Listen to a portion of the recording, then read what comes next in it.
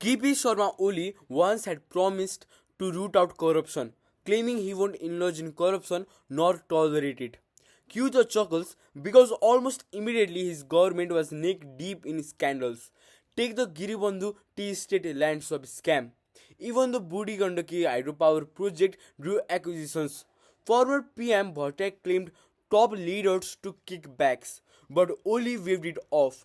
Between fake refugee schemes, gold smuggling, and land grabbing exposed under every administration, Nepali media bluntly calls it a maze of scandals, sweeping all parties. Oli's speciality was insisting no corruption from my side, while quietly reassigning shady land deals to cronies. In short, he ran an anti-corruption government so paradoxically clean that the youths rolled their eyes and eventually stormed the streets demanding change. Speaking of the youth, let's talk about the Gen Z protest.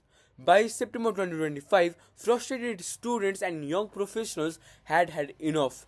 When Oli's government banned 26 social media platforms, even school kids marched chanting shut down corruption, not social media.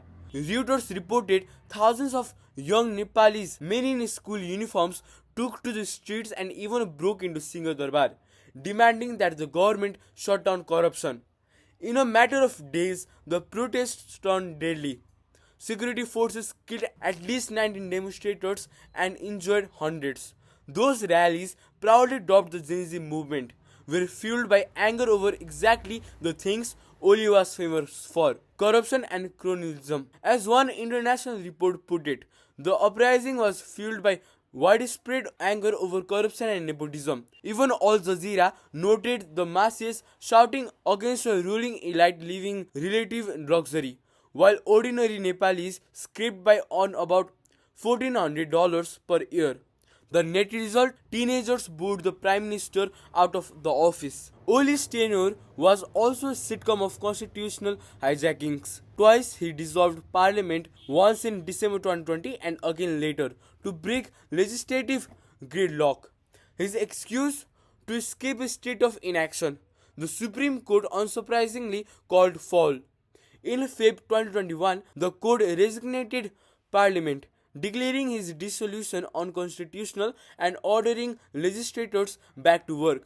Thousands of Nepalis cheered in Kathmandu when the court resignated democracy, chanting for his resignation. One lawyer labeled his December move constitutional coup. So picture it: a PM who treats the constitution like a game of Uno.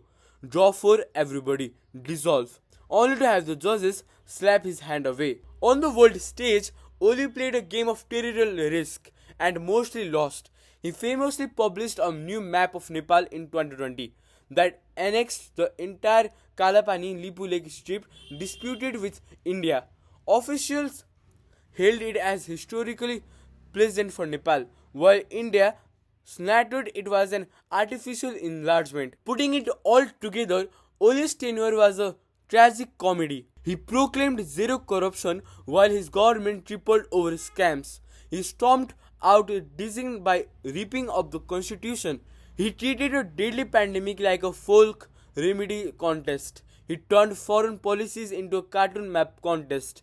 In the end, Nepal's own kids staged a revolt worthy of an action film, burned down the Prime Minister's office and demanded real change. And soon the world had to admit that KP Oli's damaging regime was over. So why is KP Oli the worst Prime Minister Nepal has seen?